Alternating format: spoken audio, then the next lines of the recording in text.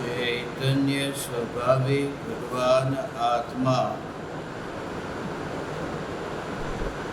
अनादि अनंत शुद्ध चैतन्य मात्र है। ज्ञान मात्र है।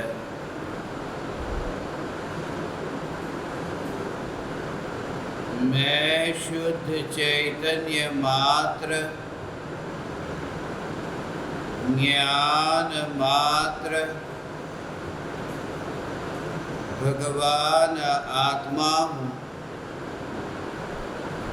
प्रति समय यह जागृति बनी रहे। इस जागृति का नाम धर्म है। देह की प्रत्येक क्रिया के काल में और विकल्पों के बहते प्रवाह के काल में ज्ञानी को प्रति समय यह जागृति रहती है कि मैं चैतन्य तत्व इस देह की किसी भी क्रिया में और विकल्पों के बहते प्रवाह में कहीं भी मिला नहीं हूँ। ऐसा शुद्ध चैतन्य तत्व मैं हूँ। प्रति समय स्वयं की शुद्ध चैतन्य सत्ता का बोध आत्म जागृति ही धर्म है।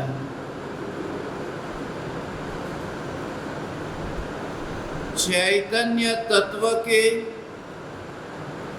स्व संवेदन प्रत्यक्ष निर्विकल्प अनुभूति के बल पर एक समय में होने वाली चैतन्य परमात्मा की यथार्थ प्रतीति बाह्य में किसी भी प्रकार के ज्ञेयों के भेद ज्ञान में प्रतिबिंबित हो, मगर अभेद एक ज्ञायक देव की श्रद्धा सदैव कायम टिक कर रहती है। इसलिए ज्ञानी भेद में रह कर के भी भेद में नहीं है। अगणित ज्ञेयों के भेद को जानने पर भी वो अगणित ज्ञेयों के भेद उनको प्रभावित नहीं कर पाते।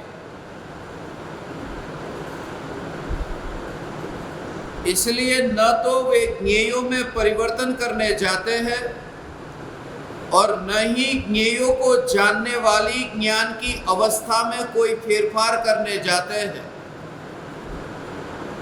यह जागृति है कि जो त्रिकाल ध्रुव चैतन्य सत्ता है यह अलग है और जानने रूप परिणमन अलग है। परिणमन का स्वभाव ही अलग है और ध्रुव का स्वभाव ही अलग है। दर्पण में प्रति समय होने वाली अवस्था अलग है और दर्पण की ध्रुव सत्ता, जिस सत्ता का उस अवस्था में परिणमन ही नहीं हुआ, जो सत्ता अवस्था के पलटने पर भी टिक कर के रहती है, जो दर्पण की स्वच्छ सत्ता जो परिणमन में जाती तो नहीं मगर परिणमन में वह प्रेरणा भी देने नहीं चाहती, वह अवस्था को प्रेरित भी नहीं करती। ऐसी ही ज्ञानी की दृष्टि है कि ये जो ज्ञान की सत्ता है, ये ज्ञान की सत्ता ज्ञेयों को तो कोई प्रेरणा नहीं देती, मगर निरंतर जो भी ज्ञेय ज्ञान में जानने में आते हो, उन ज्ञान की अवस्थाओं में भी जो प्रेरणा देने नहीं जाता, यह ध्रुव चैतन्य सत्ता मात्र ज्ञायक देव मैं हूँ। और ये मैं हूँ ऐसी प्रतीति कहीं शास्त्रों में कागज के पन्नों पर पढ़ कर के नहीं हुई। ये प्रतीति सिर्फ किसी गुरु के मुख से वाणी सुनकर के नहीं हुई, ये प्रतीति स्वयं के अनुभव से निर्विकल्प ध्यान की अवस्था में ये प्रतीति प्रकट हुई है। ये उधार नहीं है, इसमें कोई पराये की मोहर नहीं है, इसमें बाहर से इकट्ठा किया हुआ शब्दों का कचरा नहीं है। यहां स्वयं का जोर है, स्वयं की अनुभूति का बल है। यही वजह है कि सम्यक दृष्टि ज्ञानी धर्मात्मा शास्त्रों को पढ़ते तो है, मगर वे शास्त्रों को प्राथमिकता नहीं देते। वे गुरु के वचन को सुनते तो है, मगर वचन सदैव द्वितीय होते हैं। अद्वितीय तो एकमात्र चैतन्य परमात्मा है। ऐसी चैतन्य परमात्मा की यथार्थ श्रद्धा के बिना जीवन में कभी भी धर्म प्रकट नहीं हो सकता। इसके लिए एक ऐसा अपूर्व साहस चाहिए, जिस साहस के लिए मैं आप ज्ञान दीपकों को तैयार कर रहा हूं। बिल्कुल इस पृथ्वी पर जिस जगत में तुम रहते हो, उस जगत में रहकर भी उनसे बिल्कुल ही विपरीत दिशा पर चलने का साहस। जहां भीड़ तुम्हारा साथ न दे, जहां कोई पराया तुम्हारे साथ पर मार्ग पर न चलता हो, क्योंकि यह आत्म जागृति का मोक्ष का मार्ग इतना सकड़ा है कि इस मार्ग पर कोई एक ही चल सकता है।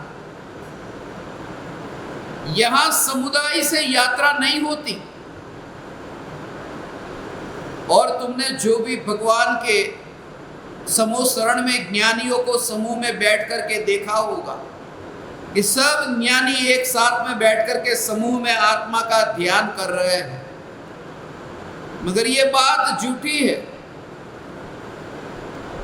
ध्यान सामूहिक कैसे होगा? क्योंकि जब भी धर्म प्रकट होगा, जब भी कोई जीव अपने में स्थिर होगा, तब पड़ोसी को लेकर के अंदर नहीं जाता। जब अंतर्मुख उपयोग होता है तब वहां वह अकेला है। इसलिए ये कहता हूं कि ये जो मोक्ष का मार्ग है, ये मार्ग अकेले का मार्ग है। यहां दूसरों को प्रधानता देने वाले और सिर्फ शब्दों को सुनकर के सत्य का निर्णय करने वाले सत्य की अनुभूति तक पहुंच ही नहीं पाते। सत्य की अनुभूति तक पहुंचने के लिए तुम्हें विचार करना होगा। अंधी श्रद्धा नहीं, अंधाधुंधी नहीं, स्वयं के अनुभव प्रमाण से स्वीकार करना। तुम जरा विचार करना कि धर्म के बारे में जो भी आज तक तुमने सुना है और तुमने उसे सत्य मान करके, उस सत्य को ही धर्म मान करके रख लिया है, और सभी का सत्य अलग अलग है। भारतीय का धर्म अलग है, अफ्रीकन का धर्म अलग है, भारतीय के भगवान अलग है, अफ्रीकन के भगवान अलग है, और सभी संप्रदाय में, सभी मतों में यही कहना है।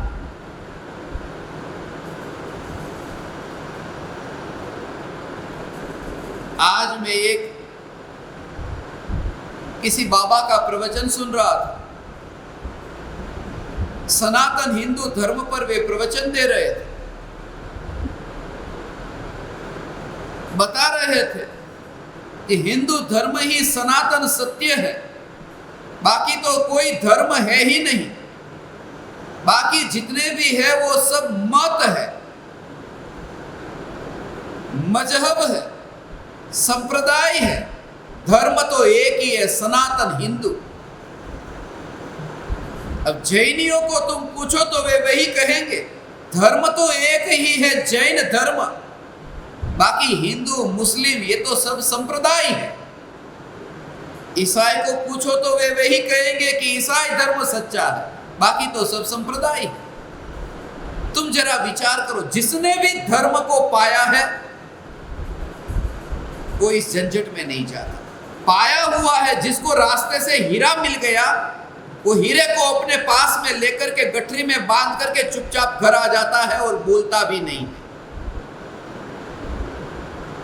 मैं तुम्हें ये एहसास कराना चाहता हूं, क्योंकि अपूर्व साधना तुम्हारी प्रारंभ होगी और अगले महीने से मैं तुम्हें ऐसे साहसी के रूप में देखना चाहता हूं, क्योंकि आज तक ऐसा हुआ है कि इतिहास जिन्होंने भी बनाया है, बचपन से मैं स्कूल में इतिहास में पढ़ता था, जिनका भी इतिहास मैंने पढ़ा वो इतिहास में उन्हीं के नाम आए। बाबर का नाम आया, हुमायूं का नाम आया, इतिहास में हुए सिकंदर का नाम आया, चंगेज का नाम आया, नेपोलियन, हिटलर, माओ, स्टालिन, मुसोलिन, ये जिन्होंने भी इतिहास बनाया है वे सब बुद्ध नहीं थे, वे बुद्धू थे। इतिहास बुद्धुओं का पढ़ाया जाता है और जो बुद्ध है वे तो चुप हो जाते हैं, वे बोलते ही नहीं, तो इतिहास उनका बनेगा कैसे? इतिहास में पढ़ाएंगे तो पढ़ाएंगे क्या? इसलिए जिन्होंने पाया वे तो बुद्ध होकर के चुप हो जाते हैं और बुद्धुओं का इतिहास खड़ा होता है। मैं आप ज्ञान दीपकों को उस तरह से तैयार करना चाहता हूं कि आप बुद्धत्व को उपलब्ध भी हो और इस सत्य को जगत तक ऐसे पहुंचाओ कि कोई भी परतंत्र और गुलाम होकर के सिर्फ शब्दों का लकीर का फकीर होकर के न रह जाए। अंदर से ऐसा अपूर्व साहसी ज्ञान दीपक जो किसी की भी बात में ना आ जाए। और कलयुग में ऐसे काल में, मैंने कल आपको संदेश भेजा था ना, आज सुबह आपके पास में संदेश आया होगा, कुछ ज्ञान दीपकों को मैंने कल ही भेज दिया था। हुंडाव सर्पिणी काल चल रहा है। जो काल चक्र होता है उत्सर्पिणी और अवसर्पिणी, उसमें असंख्य काल चक्र के बाद में एक काल चक्र ऐसा आता है जो सबसे नीचा, जिसको हुंडाव सर्पिणी काल कहा ना। और इतना नीचा काल, इतने नीचे काल में इतना विराट ऐसा चैतन्य परमात्मा की पुकार करने वाला ये धर्म हमें प्राप्त हुआ, ये कितना महापुण्य का उदय है। पहले कलयुग में पैदा हो, सतयुग में पैदा होते तो ये वाणी सुनने को कहाँ मिलती? मिली थी मगर व्यर्थ में गई। ये तो कलयुग में मिल गई। कलयुग में चैतन्य परमात्मा की पुकार सुनने को मिली, ये कितना बड़ा सौभाग्य है। मगर मैं एकांत में बैठकर के गजपंथा में इस पर बहुत विचार कर रहा था। जब तुम भीतर में जाओ तब तुम्हें पता चलेगा कि कोई सतयुग नहीं, कोई कलयुग नहीं, क्योंकि दुनिया जिसे कहती है कि यह सतयुग है, जो आदिनाथ भगवान से लेकर के महावीर भगवान तक का काल वो सतयुग था। सतयुग में तो कितने अच्छे काम होते थे, सतयुग में अच्छे काम होते थे कि जहां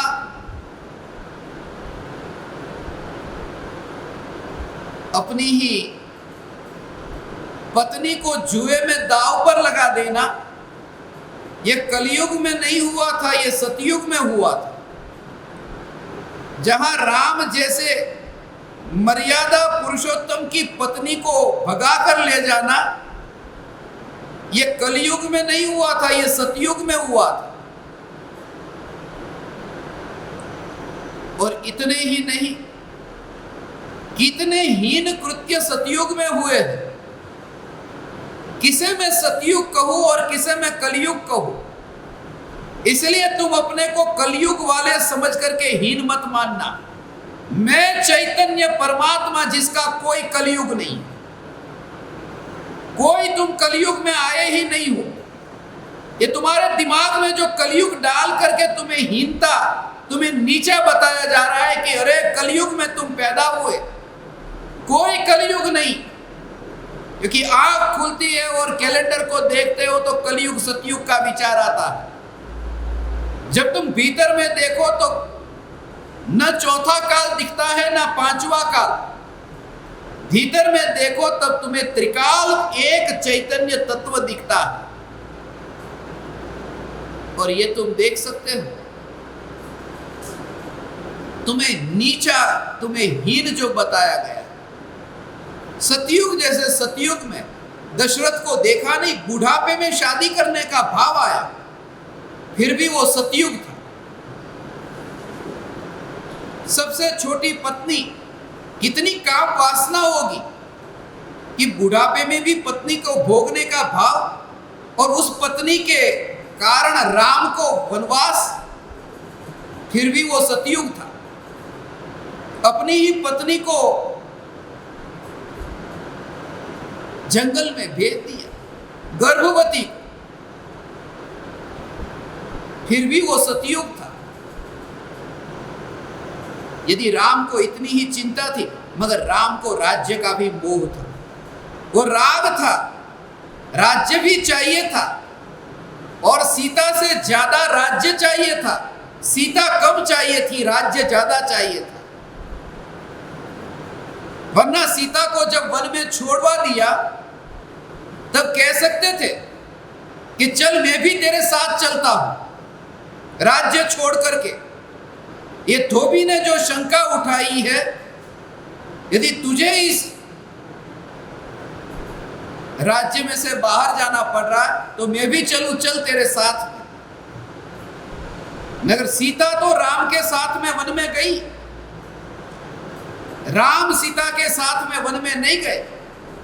फिर भी उस काल को लोग राम राज्य कहते हैं कि कितना अच्छा काल था।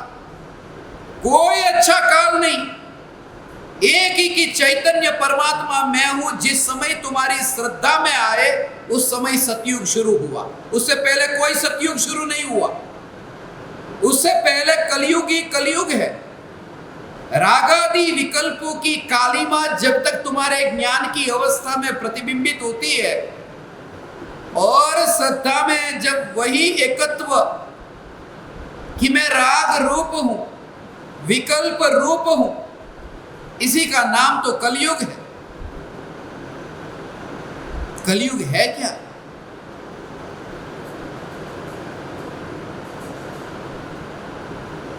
मैंने तो ग्रंथों में पढ़ा ब्रह्मा ने इस जगत को बनाया, मगर जिसने ब्रह्मा ने इस जगत को बनाया हुए ब्रह्मा ही अपनी, कितनी घिनौनी बात, अपनी ही बेटी के साथ में मोहित हो गए और ब्रह्मा ने इस दुनिया को बनाया। फिर भी वे ब्रह्मा परमात्मा, फिर भी वे भगवान, और सभी यही सिद्ध करना चाहते हैं कि मैं जिसको मानता हूं वे ही सच्चे हैं।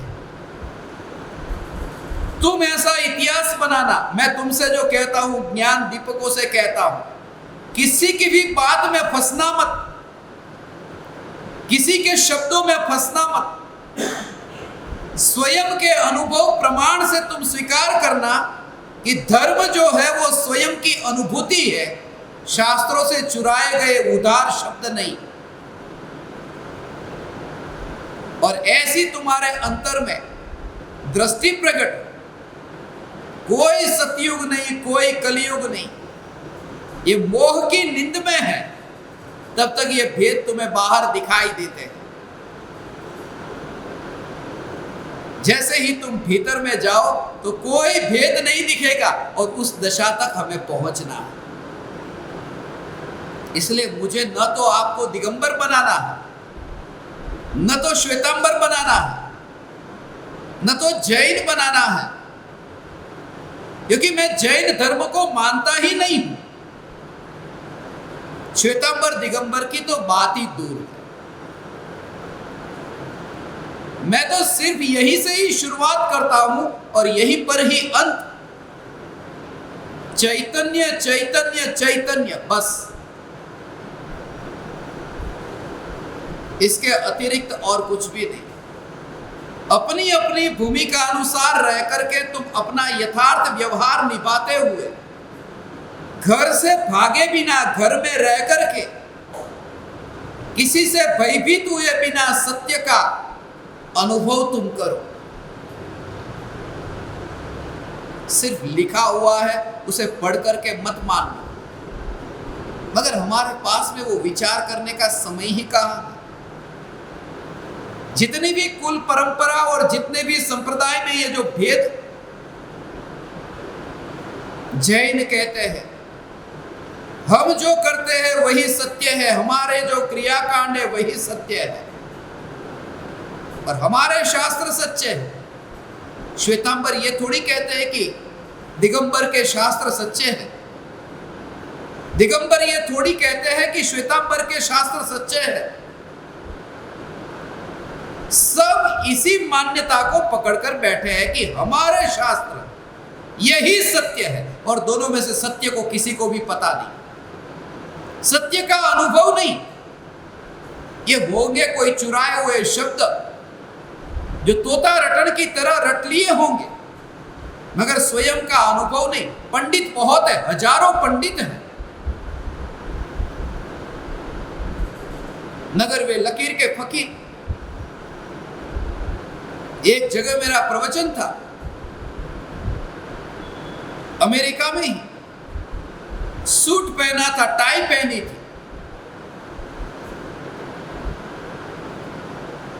जैना कन्वेंशन में, वहां पर मुझे किसी ने कहा, प्रवचन पूरा होते ही आपको थोड़ा धर्म का तो ध्यान रखना चाहिए, थोड़ा शिस्त का तो पालन करना चाहिए, क्योंकि दिमाग के अंदर इतना खोपड़ी में डाल दिया है कि कुर्ता पजामा जब तक नहीं पहना होगा तब तक तुम प्रवचन नहीं दे सकते। जैसे कुर्ता पजामा अनादि काल का था, क्योंकि प्रवचन तो अनादि काल से हो रहा है ना, परमात्मा की पुकार तो अनादि काल से हो रही है ना। ये कुर्ते पजामे अनादि काल के नहीं है। परमात्मा की प्रतिमा पर आप देखते ना, अभिषेक होता है, मगर अभिषेक करते समय आप कुर्ता पजामा पहन करके नहीं कर सकते। उसके लिए धोती दुपट्टा चाहिए। यदि कोई धोती दुपट्टा पहन करके अभिषेक न करे तो दोष लग गए कि क्यों धोती दुपट्टा, क्योंकि धोती सिली हुई नहीं होती। आजकल तो धोती भी सिली हुई आ गई, सिलाई नहीं करनी पड़ती ऐसी धोती को, दुपट्टे को सिलाई नहीं करनी पड़ती। इसलिए धोती और दुपट्टा जो है वो पहन करके भगवान का अभिषेक हो, धोती दुपट्टा हो। मगर ये धोती दुपट्टा हर कोई थोड़ी पहनता है। दक्षिण भारत में जाओ, वहां लुंगी पहनते। अब लुंगी पहन करके कोई भगवान का अभिषेक करे तो तुम्हारी नजर में पहले आएगा कि ये भ्रष्ट हो गया, धोती दुपट्टा छोड़ दिया। मैं ये कहता हूं कि बाहर का रूप, रंग, वेश, भाषा, ये बाहर का जो भी दिखावा है उसको एक और रख करके एक चैतन्य के अलावा धर्म किसी में मत मानना, क्योंकि ये बाहर का जितना भी है वो सब नया घुसेड़ा हुआ है, कोई अनादि का नहीं है। और जो नया घुसेड़ा हुआ है उसमें ही तुमने धर्म की कल्पना की है। तुम इतने साहसी हो जाओ, इतने निर्भय हो जाओ कि चैतन्य तत्व की पुकार सुन करके तुम्हारे भीतर में अब ये सभी प्रकार के संप्रदाय भेद उनसे छुटकारा हो जाए।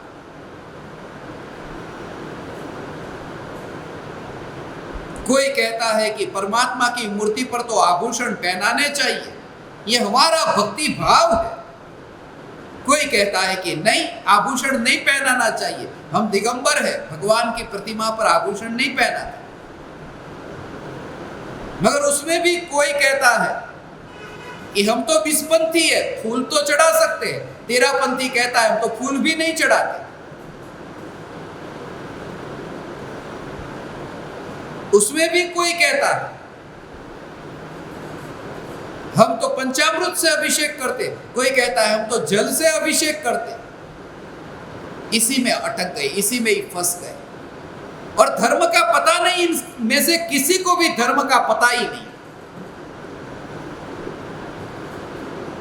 धर्म का जब पता चले तब वो चलता फिरता देवालय हो जाता है। ये देह जब चले तो वो देवालय चलता फिरता चला है। जिसने सत्य को पहचाना वो इतना निर्भय होता है।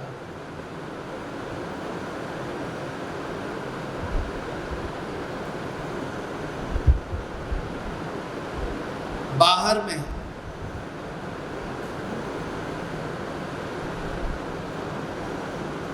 जितने भी तुम देखोगे, जानोगे, यहां तक कि ज्ञानियों के जीवन को भी जान करके सुन करके हमने कितना काल्पनिक जो होता है उस काल्पनिक को भी सत्य मान लिया। तुमने जरा विचार नहीं किया? आचार्य कुंद देव हुए 2000 साल पहले ही हुए। कौन से आचार्य? आचार्य कुंद देव। आचार्य कुंद देव उनका नाम था ही नहीं। माँ बाप ने कुंद तो नाम ही नहीं दिया था। उनका नाम तो था पद्मनंदी। वो तो गांव का नाम था कुंडपुर। उस गांव के नाम के कारण उन्हें कुंद कहने लगे। मगर 2000 बरस के बाद में आज के इन बच्चों को मैं जब कहूं ये कुंद आचार्य, तो उनको ये सपने में भी नहीं आ सकता कि वो उनका नाम नहीं था। मैं ये कहता हूं कि 2000 साल में जो शब्द, कौन सा शब्द किस रूप में बदल जाता है, तो ये तो हजारों लाखों करोड़ों वर्षों का इतिहास है। असंख्य वर्ष बीत जाते हैं। ये चौथा काल तो कितना लंबा। एक कोड़ा-कोड़ी सागर में 42,000 वर्ष कम करो, ये असंख्य वर्षों का काल। ये 2000 वर्ष में ये नाम कहां से कहां बदल गए? तुम विचार तो करो। 24 के 24 तीर्थंकर के नाम में एक भी नाम अंग्रेजी नहीं, एक भी नाम उर्दू का नहीं, एक भी नाम जर्मन का नहीं, इटली का नहीं। दुनिया में देश तो बहुत है, सब नाम हमारे जैसे। और इतने हजारों वर्ष पहले भी ऋषभ नाम था, अजीत नाम था। इतने हजारों असंख्य वर्ष पहले। मगर ये शब्द आ गए ना, शब्दों में मत अटकना। ये शब्द में मत अटकना। सोनगढ़ में आपने सुना बेन चंपा बेन को जाति स्मरण ज्ञान हुआ। अब आप भारत देश में देखो, गुजरात में देखो। गुजरात में किसी के नाम के आगे यदि यहाँ अपन आदर देना हो ना, तो हमारे गुजरात में भाई कह के बुलाते हैं। रमेश भाई, सुरेश भाई, भाई कहते हैं। अब राजस्थान में जाओ तो वहां भाई नहीं कहते,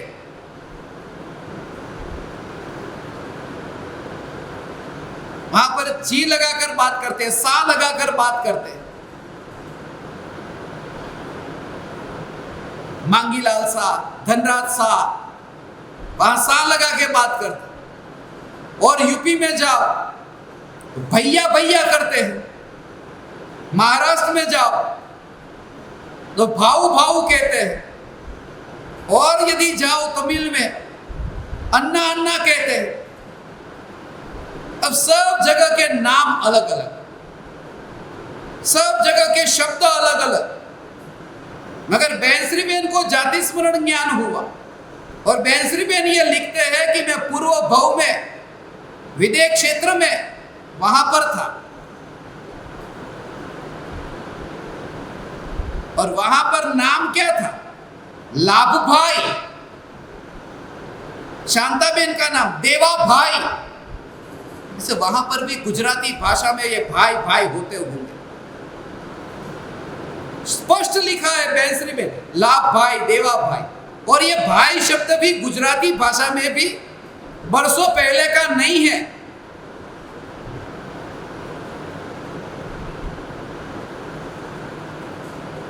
यहां पर भी पुराने आप जाओ ना 200-300 साल पहले की पीढ़ी में, तो वहां पर भी वो भाई भाई शब्द नहीं लगता था। मगर हमारे ज्ञान में जो जानने में आता है वो वही आता है जो है यहां पर। बैंसरी बेन को गुजराती भाषा में वो गुजराती शब्द ही आए, लाभ भाई और देवा भाई। और वह विदेह क्षेत्र,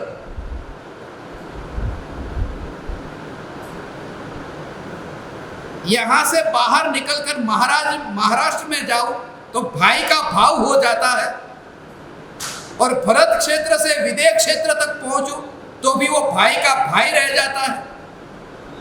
ये जाति स्मरण ज्ञान है, उसका कोई ठिकाना नहीं है। ये कोई प्रमाण ज्ञान थोड़ी है। मगर अज्ञानी उन शब्दों को पकड़ करके सत्य मान लेता है, और फिर बरसों तक उसकी परंपरा चलती है।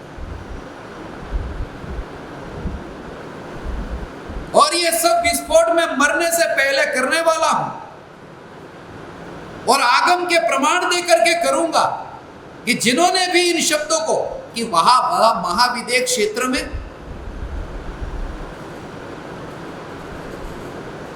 गुजराती भाषा, यहां तो ये कहते हैं कि भाषा क्षेत्र बदलने से भी बदल जाती है और काल बदलने से भी बदल जाती है। लोग बदलते हैं। हमारे पिताजी के पिताजी के पिताजी के पिताजी वो मारवाड़ के थे, वो मारवाड़ी थे, अब गुजराती हो गए। अब गुजरात में भी ये देखो ना, कोई झालावाड़ी है, कोई काठियावाड़ी है, और तरह तरह के, सभी की गुजराती अलग अलग है। ये भाषा तो क्षेत्र बदलने से भी बदल जाती है।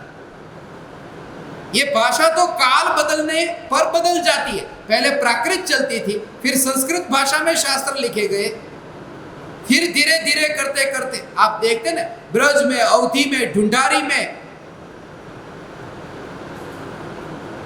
और आजकल हम गुजराती बोलते हैं, और कुछ वर्षों के बाद में अंग्रेजी बोलेंगे बच्चे, पता भी नहीं चलेगा।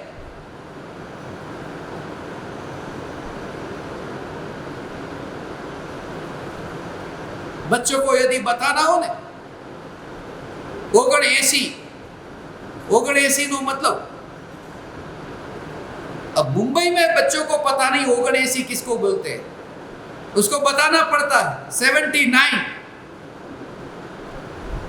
ये गुजराती भी नहीं रहेगी। ये कोई भाषा, कोई वेश, किसी भी प्रकार की बाहर की ये संस्कृति, ये अनादि काल की नहीं है, ये बदलती रहती है। इसलिए उस पर श्रद्धा मत करना, श्रद्धा स्वरूप पर करना जो तीनों काल में टिक कर रहता है, और उसके बिना धर्म प्रकट ही नहीं हो सकता।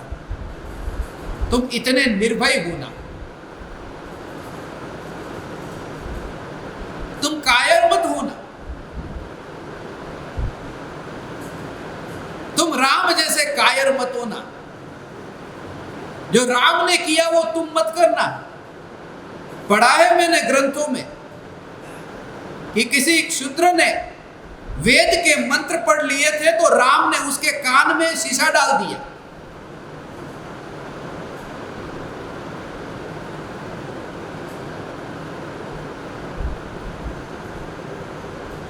नीची जाति का कोई व्यक्ति, नीची जाति का व्यक्ति वो मंत्र का जाप करे, वो कैसे मुनि होगा? अब बाप ऊंची जाति का, मां नीची जाति की, बच्चा पैदा हुआ वो कौन सी जाति का?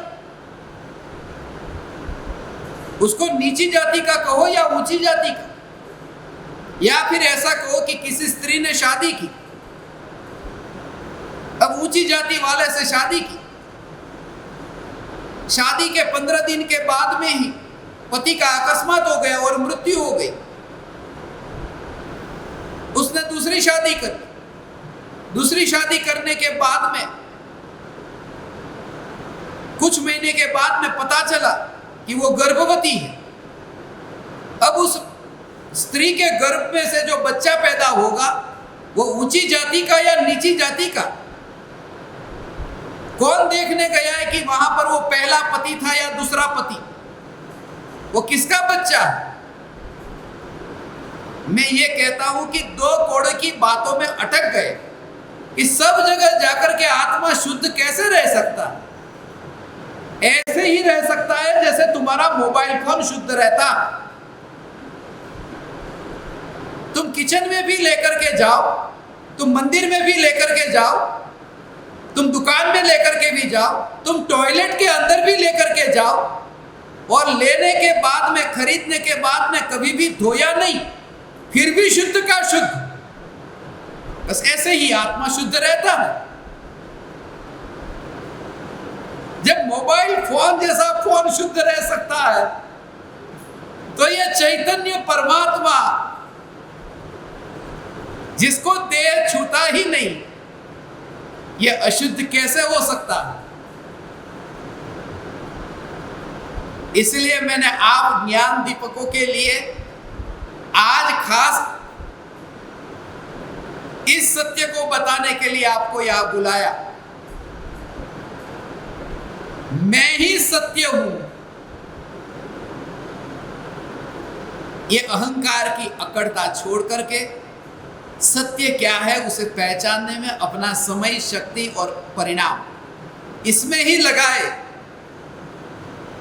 वरना जन्म से लेकर मृत्यु तक मोह की निद्रा में ही, मोह के अंधकार में ही, मोह की शराब में ही जिंदगी बीत जाती है। प्रत्येक अज्ञानी शराबी है, और जो पढ़ लिया, जो सुन लिया, उस पर इतना भरोसा कर लिया,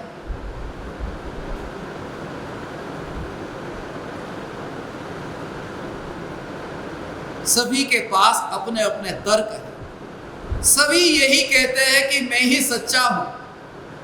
मैं ये नहीं कहता कि मैं ही सच्चा हूं। सत्य का अनुभव हो जाए, फिर उद्घोष करने के लिए तुम्हारे पास में भाव भी नहीं आएंगे।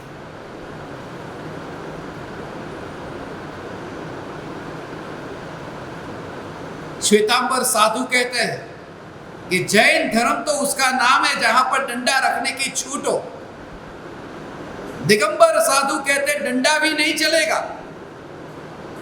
मगर आजकल तो कहते चश्मा चलेगा। मगर थोड़े और ज्यादा दृढ़ हो कि चश्मा भी नहीं चलेगा, सिर्फ पीछी और कमंडल।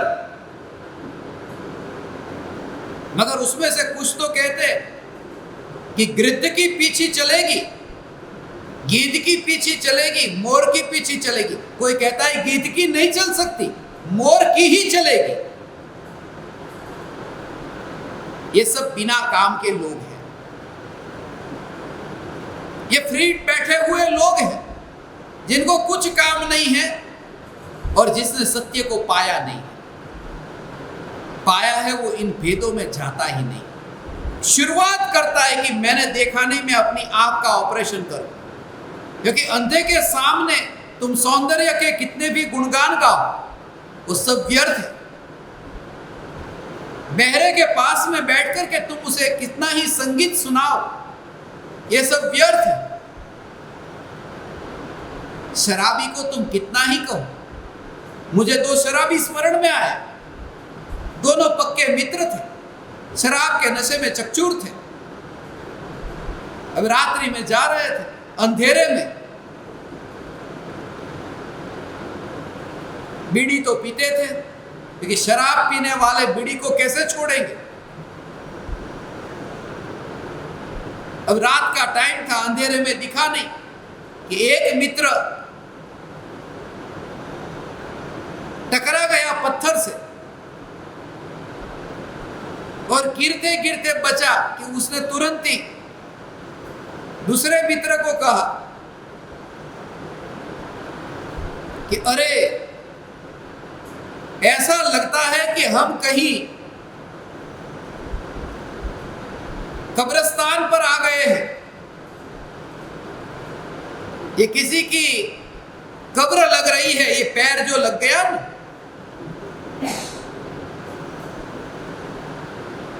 उसने अपने मित्र को कहा माचिस निकाल, माचिस की तिल्ली निकाल करके जला, किसकी कब्र है नाम तो पढ़ ले। उसने माचिस की तिल्ली ऐसी जलाई और उसमें देखा तो खाली नंबर पढ़ने में आया, नंबर लिखा था 420।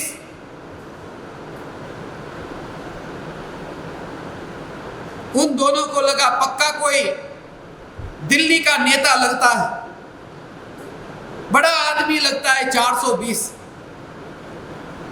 मगर माचिस की तिल्ली तो अभी जली कि थोड़ी देर में बुझ गई।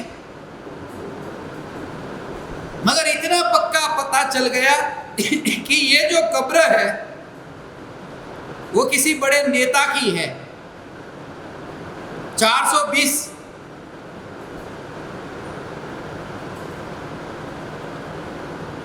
उस मित्र ने कहा नाम तो पढ़, उसके साथ में नाम भी लिखा होगा। मुंबई से ही निकले थे, थोड़े आगे पहुंचे थे, पक्के शराबी, और शराबी को शराबी मिल जाते हैं।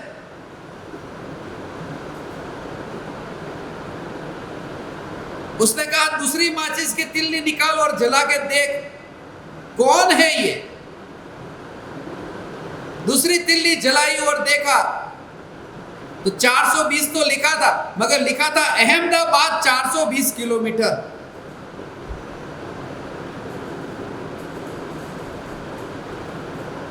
इस शराब के नशे में किलोमीटर का पत्थर था और लगा कि कोई कब्र पर पैर लग गए, मगर मानने को तैयार नहीं होता। ये अहमदाबाद कोई बड़ा आदमी लगता।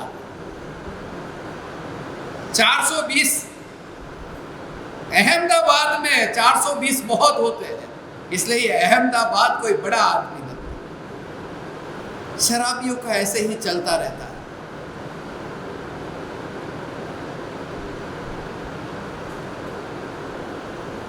तुम शराब के नशे में मस्त मत रहना, सत्य को खोजना, आदती मत बन जाना। जन्म से लेकर के जो भी तुमने पढ़ा उसको मान मत लेना।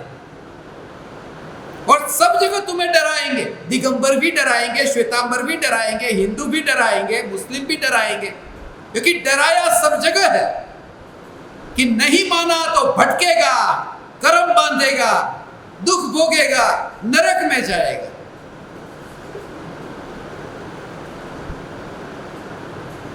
मगर क्या से क्या मान करके रखा है पता भी नहीं।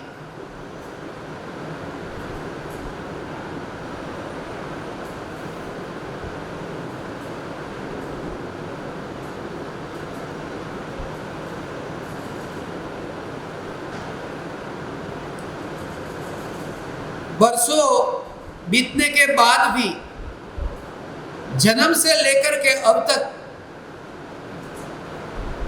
इसी बात को मानते आए हैं।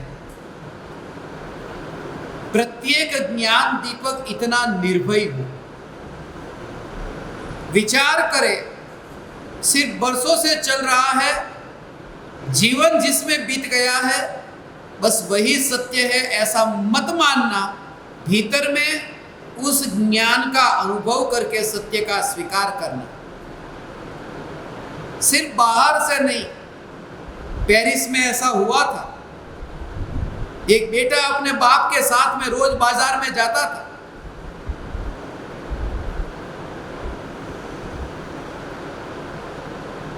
और वहां पर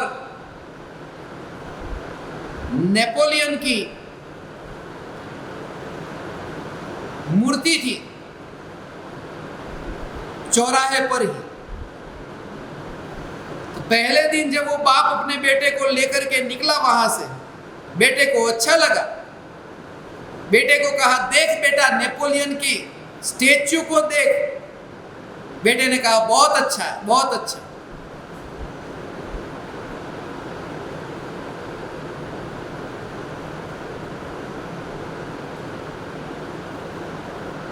कुछ वर्षों तक वहां पर पेरिस में दोनों रहे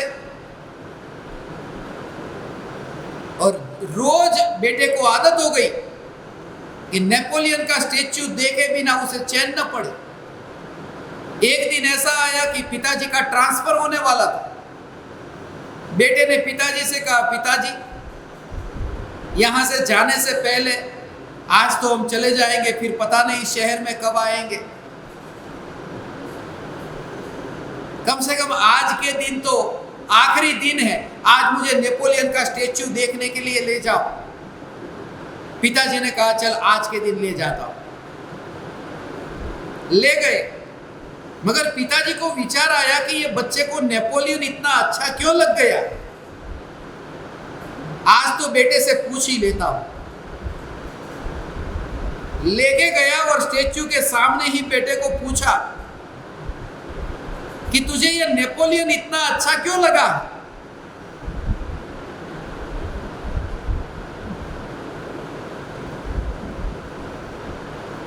उस बच्चे ने कहा, मुझे हमेशा ऐसा लगता था ये नेपोलियन कितना बर्दाश्त करता है। ये नेपोलियन के ऊपर ये बैठा है, वो आदमी इतना क्रूर बैठा है, फिर भी नेपोलियन कितना बर्दाश्त करता है। क्योंकि नेपोलियन घोड़े के ऊपर बैठा था। ये बच्चा समझा था ये घोड़ा नेपोलियन है। वो बोल रहा है कि ये नेपोलियन को देखने रोज इसलिए आता हूं कि ये नेपोलियन के ऊपर जो बैठा है वो क्रूर आदमी। ये खुलासा हो गया, ट्रांसफर होने से पहले स्पष्ट कर दिया। मैं भी आप ज्ञान दीपकों को शरीर में से ट्रांसफर हो जाओ, उससे पहले ये सत्य बता देना चाहता हूं, क्योंकि आखिरी दिन हमारा भी अब आने वाला है कि तुम शास्त्रों के शब्दों को, कहानी को, गांव को, शहर को, जो भी वहां लिखा हो, उस सबको सत्य मत मानना। वह अपने ज्ञान में, जानने में आई हुई कल्पना भी हो सकता है, और ज्ञानियों से भी ऐसा हो सकता है। सिर्फ अज्ञानियों से नहीं, ज्ञानियों से भी हो सकता है। डेंसरीमैन खुद कहते हैं, लिखते हैं कि मुझे जो अभी जानने में आ रहा है, ये स्पष्ट जानने में नहीं आ रहा है, ये थोड़ा धुंधला धुंधला दिखाई दे रहा है। अब ज्ञानी का ज्ञान और धुंधला धुंधला, मगर उसी का नाम तो जाति स्मरण ज्ञान है। वो कोई केवल ज्ञान थोड़ी है, वो कोई अवधि ज्ञान, मनोपरीय ज्ञान थोड़ी है। अस्पष्ट है, कोई ठिकाना नहीं। मगर मेरे जैसा व्यक्ति कोई बोले, इसलिए तो लोग मुझसे डरते हैं, मंदिर में बुलाने से डरते हैं कि कहीं आकर के। मुझे और एक बात स्मरण में आई। फ्रांस में कुत्तों का एक अधिवेशन था। दुनिया भर के कुत्ते आए थे।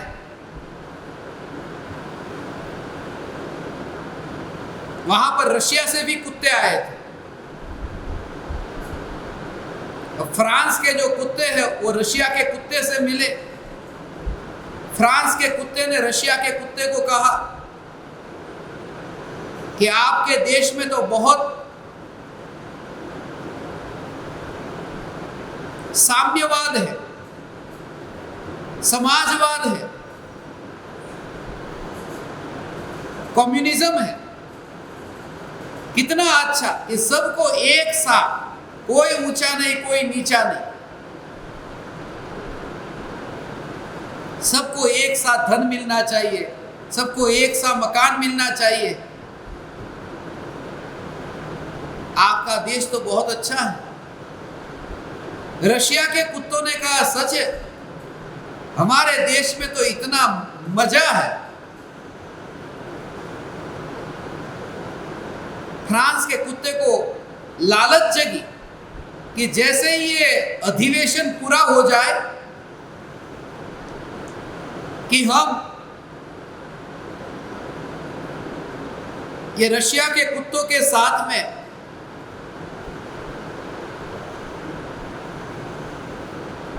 रशिया चले जाएंगे।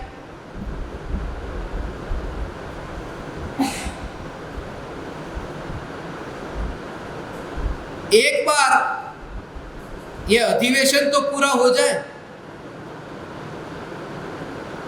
जब कुत्तों का अधिवेशन पूरा हो गया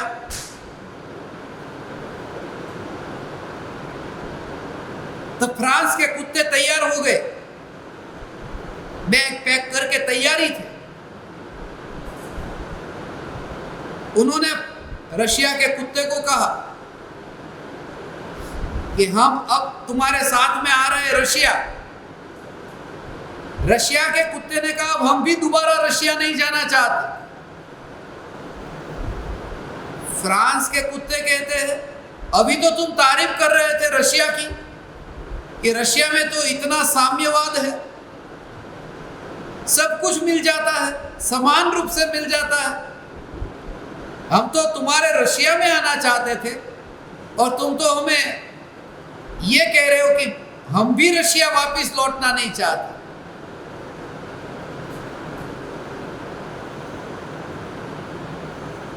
रशिया के कुत्ते ने कहा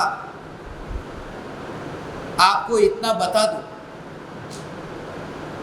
कि हमारे देश में सब प्रकार की सुविधा है, रशिया में सब सुविधा है, सिर्फ एक ही सुविधा नहीं है, रशिया में भौंकने की सुविधा नहीं, भौंक नहीं सकते, इसलिए हम रशिया वापस जाना नहीं चाहते। करीब करीब हमारे साथ भी ऐसा ही हुआ है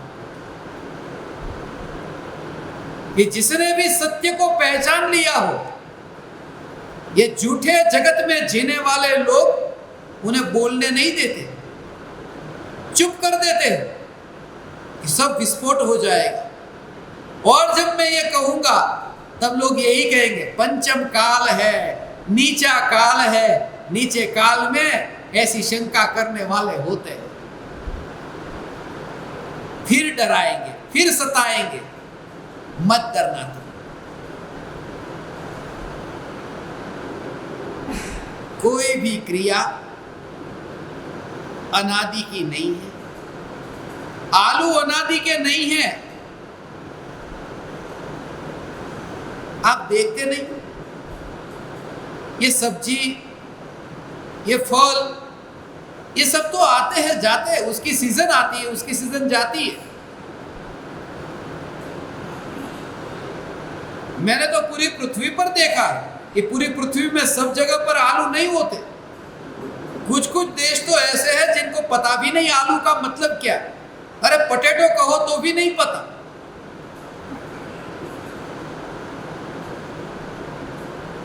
मगर आलू खाने वाला तो नरक में चला जाता है। आलू कोई अनादि से नहीं, इसलिए शास्त्रों में ये नहीं कहा आलू, साधारण वनस्पति कहा, आलू नहीं कहा।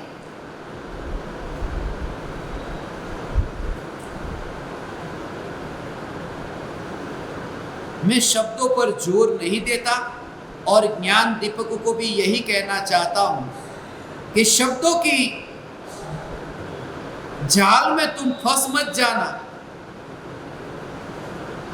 क्योंकि कोई बंदूक से डराता है, कोई चाकू से डराता है, और कोई तुम्हें नरक, कोई तुम्हें निगोद, कोई तुम्हें कर्म के बंधन ये सुना करके डराता है। और ज्ञानी है वो डराते नहीं है, ज्ञानी है वो ये कहते हैं कि डर से मुक्त हो जाने का नाम ज्ञानीपना। डर मत, तू डर से ही मुक्त हो जा, तूने धर्म को पहचान लिया। ज्ञानी ये नहीं कहते कि नीची जाति वाला मंदिर में नहीं जा सकता। आस्तिक होता है वही मंदिर जा सकता है, नास्तिक मंदिर में नहीं जा सकते।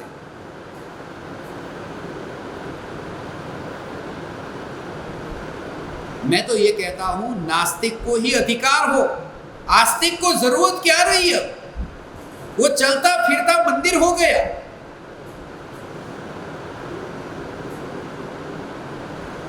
आस्तिक को ही मंदिर में जाना चाहिए। ये बात तो ऐसी है जैसे कोई डॉक्टर अपनी क्लिनिक के बाहर लिख दे कि स्वस्थ हो वे ही मेरी क्लिनिक के अंदर आए।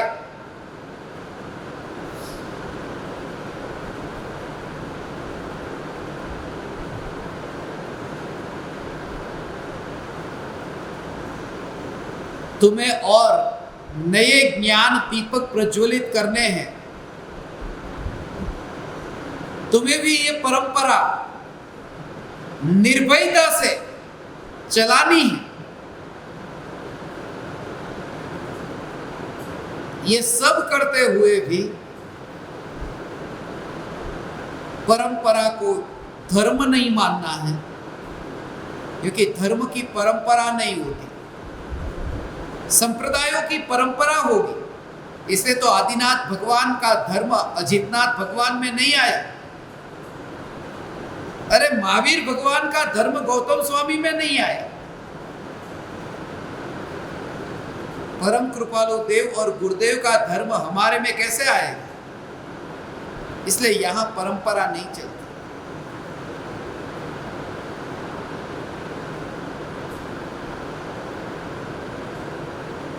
थोड़े दिन पहले ही मैंने पढ़ा था, बच्चों को परीक्षा में पूछा गया था कि योग की खोज किसने की? ये योग। बच्चा लिख कर के आया, बाबा रामदेव ने।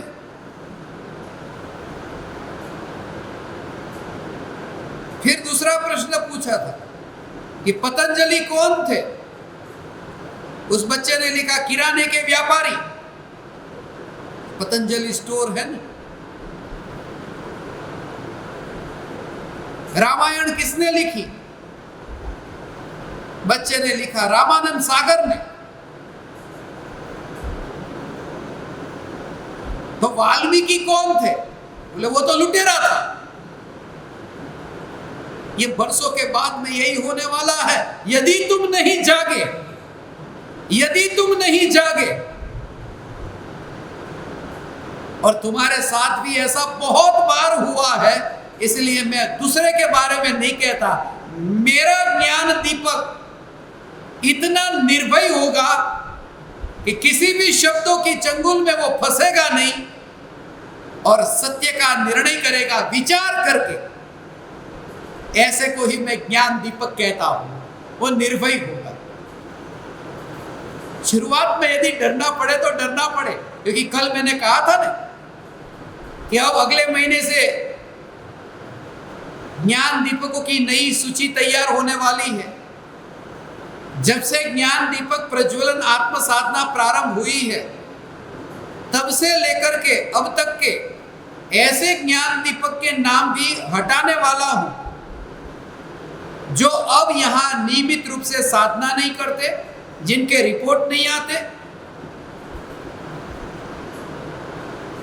क्योंकि और भी ज्ञान दीपक होने के लिए वेटिंग में। आज सुबह से कंटिन्यूअस लगातार लोगों के मैसेज और फोन चालू है जो नए ज्ञान दीपक होना चाहते हैं।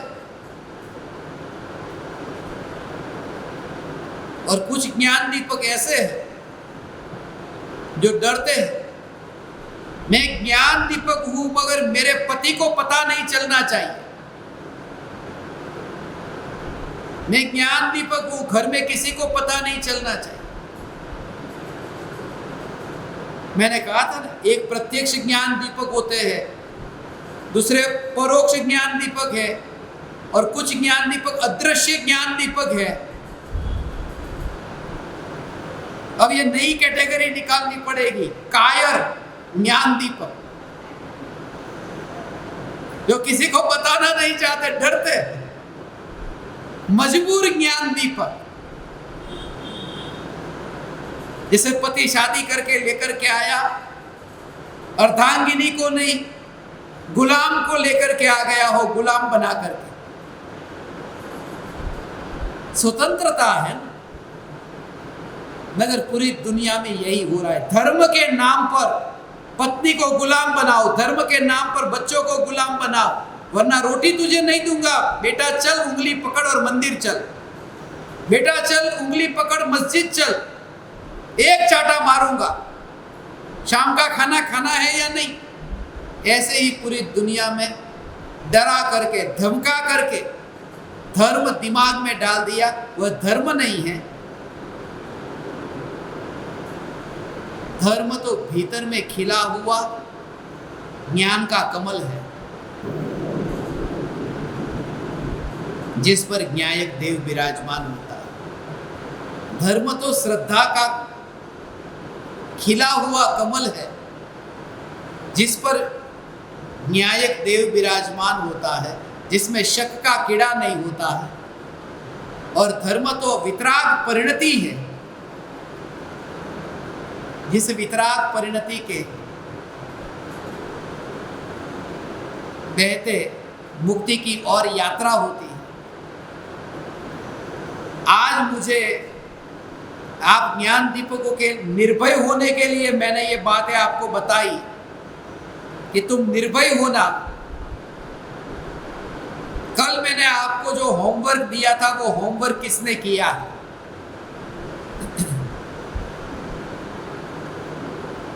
देखो, सब ने किया है। कुछ ऐसे जो हाथ ऊंचा नहीं कर रहे, बाकी सब के हाथ ऊपर है। होमवर्क किया ना? अरे वाह! वैसे भी आपको पता है पूछने वाला नहीं हो, और पूछूंगा तो आप बताने वाले नहीं हो, मगर सब ने बहुत अच्छा। हाथ रख दो नीचे। सबने इतना प्रयोग तो किया होगा। हर एक क्रिया में तुम ये प्रयोग करो। क्रिया को जोर मत देना, क्रिया पर जोर मत देना। ज्ञान में कोई भी ज्ञेय जानने में आए,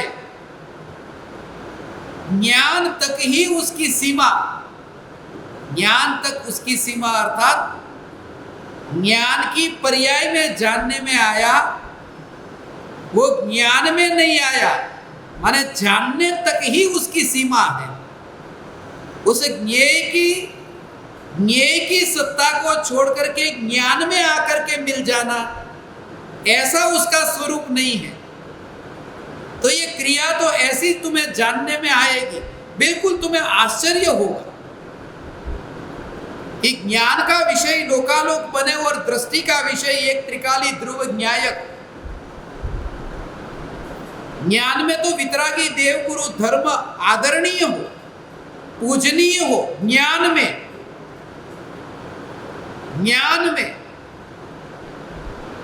में तो तुम गुरु के चरण को छू लेना कि गुरु मेरे लिए आदरणीय है। ज्ञान में तो तुम माता पिता के चरण को छू लेना, ज्ञान का विषय बने, मगर दृष्टि का विषय न बने। दृष्टि का विषय तो आदिनाथ भगवान नहीं, अनंत सिद्ध परमात्मा भी दृष्टि का विषय न बने। दृष्टि का विषय एक त्रिकाली ध्रुव चैतन्य, और ज्ञान में ये देह की सब क्रिया हो, ये सब क्रिया ज्ञान में हो। ज्ञान में अर्थात ज्ञान का विषय बने, ज्ञान में जानने में आए। अपनी पत्नी भी ज्ञान में जानने में आए, पराई स्त्री भी ज्ञान में जानने में आए। ये ज्ञान का विषय तो ऐसा है। अपनी गाड़ी भी जानने में आए, पराये की गाड़ी भी जानने में आए, जानने में आए, मगर उस जानने के प्रवाह में जो व्याप्त ऐसा जो ध्रुव चैतन्य, उसके अतिरिक्त दृष्टि में और कोई ना आए। इसलिए तुम इस क्रिया को ऐसे देखते हो। इसलिए आज बहुत से ज्ञान दीपकों ने मुझे संदेश भेजा। आज हमने यहां पर एक ऐसा कार्यक्रम रखा था, बापू जी की पूजा रखी थी। उसमें भी कुछ लोग चौंक जाएंगे, पूजा पूजा तो परमात्मा की होती है, देवों की होती है। मातृदेवो भव पितृदेवो भव। मुझे बहुत से ज्ञान दीपकों ने पूछा है, लगातार शाम से पूछ रहे, आपने जब ये किया तब आपको क्या भाव आते हो, कैसे भाव आए थे, आपको कैसे भाव आए थे?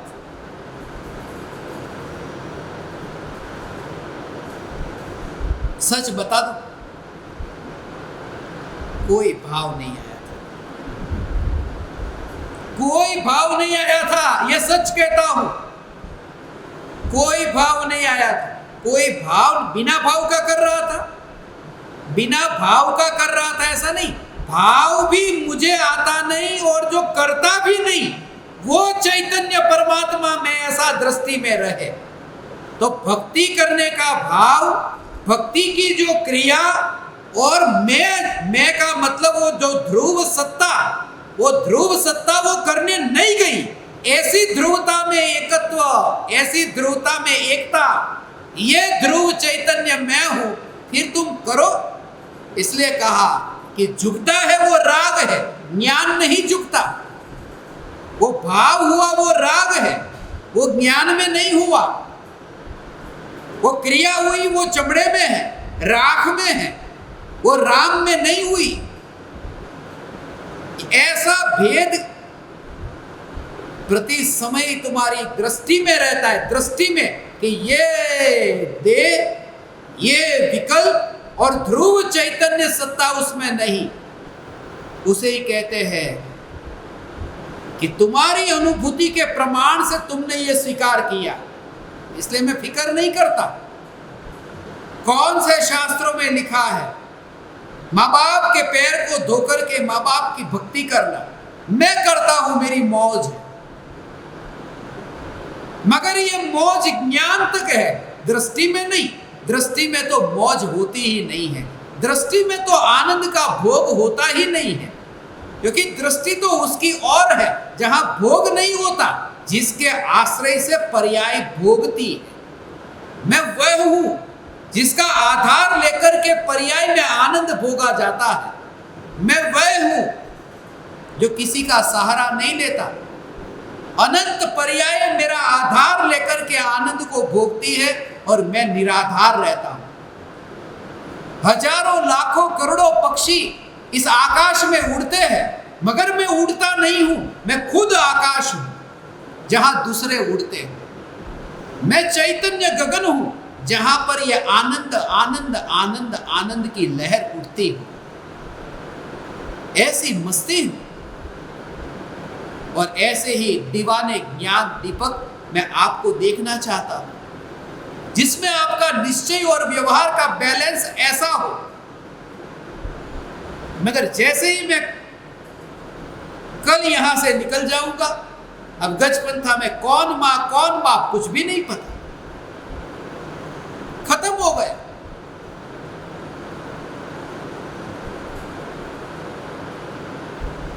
विकल्प को विकल्प की सीमा में, ज्ञान को ज्ञान की सीमा में, भक्ति को भक्ति की सीमा में देख करके, और तुम स्वयं को सिमंदर के रूप में देखना। सिर्फ सिमंदर नाम से मत पहचानना।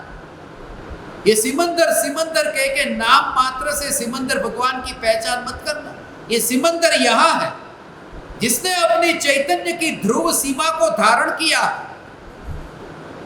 जो अपनी सीमा का उल्लंघन करके पर्याय में बहने नहीं जाता, जो आनंद की ध्रुवता को छोड़ करके आनंद का भोग करने नहीं चला जाता,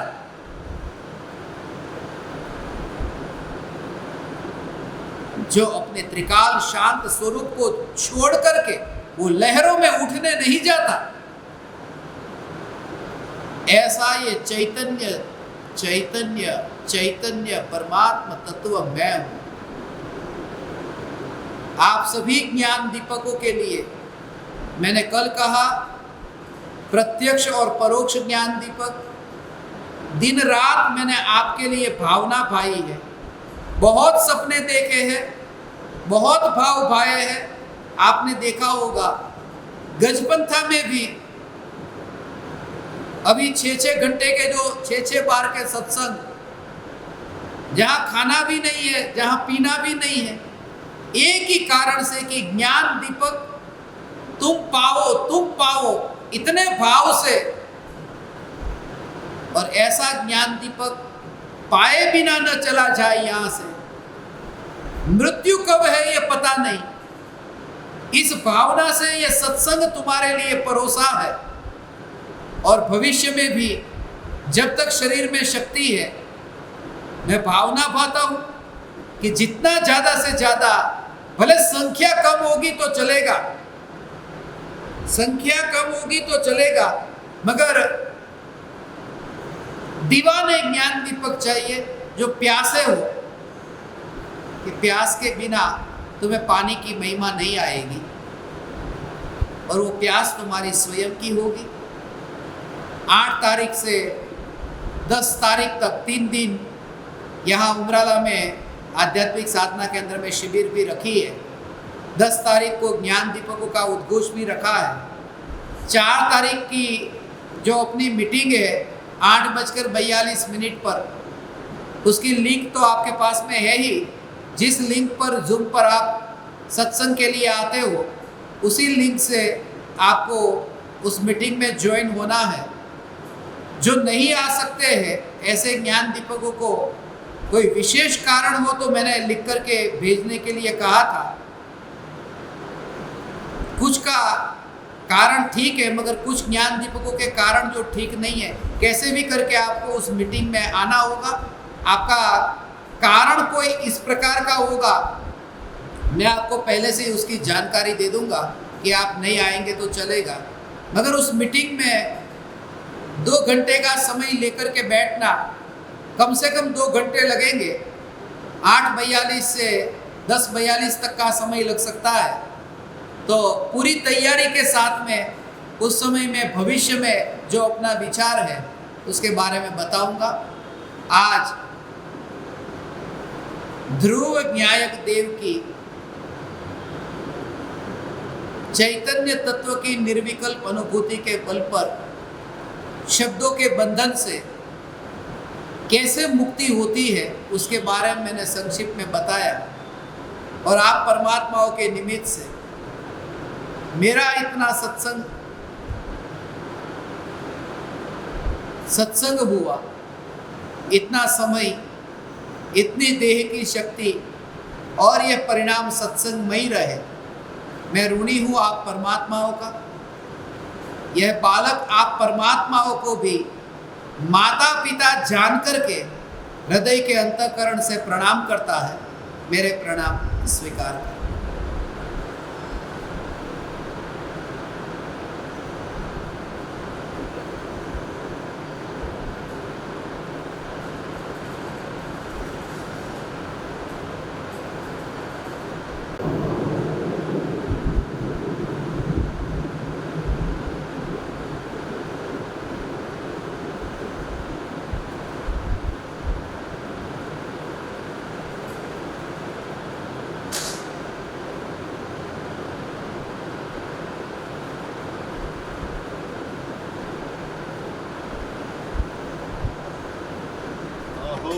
अहो श्री सद्गुरु करुणा सिंधु अपार,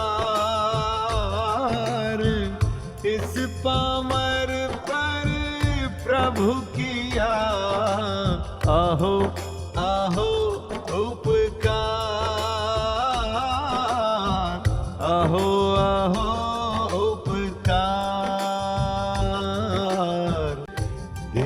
सहित जिनकी दशा वरते देहा